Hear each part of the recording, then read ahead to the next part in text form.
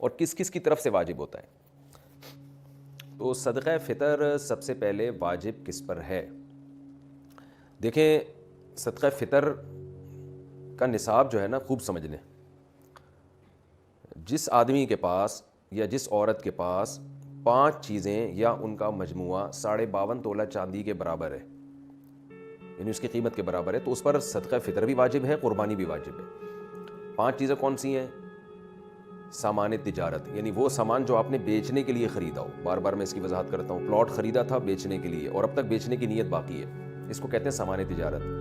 دکان میں جو مال پڑا ہوا ہے بیچنے ہی کے لیے خریدا ہے آپ نے، یہ سامان تجارت ہے. تو ہر وہ چیز جو بیچنے کی نیت سے خریدی ہو اور اب تک بیچنے ہی کی نیت ہو، یہ نیت آپ کی چینج نہیں ہوئی ہو، اور اس نیت میں بھی آپ کنفیوز نہ ہو، پکی ڈھکی نیت ہو. یہی نیت ہے میں نے خریدا اس لیے کہ بیچوں گا، چاہے کسی بھی نیت سے بیچیں، بیچنے کا مقصد کچھ بھی ہو، بزنس نہ بھی ہو، بس یہ لیے میں نے اس لیے کہ میں لازمی بیچوں گا، اس کو لے ہی اس لیے رہا ہوں میں. تو ایسے یہ چیز دیکھی جائے گی. نمبر 2 سونا، نمبر 3 چاندی، نمبر 4 کیش اماؤنٹ یعنی کرنسی، اور نمبر 5 ضرورت سے زائد سامان. ضرورت سے زائد سامان کا مطلب یہ ہے کہ وہ سامان جو پورے سال استعمال نہیں ہو رہا، چاہے وہ پراپرٹی کی صورت میں ہو، گاڑی ہو، برتن ہیں گھر میں رکھے ہوئے پورے سال استعمال نہیں ہوتے، شوکیس میں پڑے ہوئے ہیں، کپڑے ہیں پورے سال استعمال نہیں ہو رہے، موبائل ہے رکھا ہوا ہے استعمال بھی نہیں آتا اور ڈبے میں رکھا ہوا ہے وہ تو پورے سال استعمال نہیں ہو رہا وہ، یا آپ کی نیت ہی نہیں ہے پورے سال استعمال کرنے کی، یا کوئی یعنی آپ کو پتہ ہے کہ یہ میرے استعمال میں نہیں ہے، یہاں بھی پڑا ہوا ہے یہ. تو یہ 5 چیزیں جس کے پاس 52.5 تولہ چاندی کی قیمت کے برابر ہو جائیں گی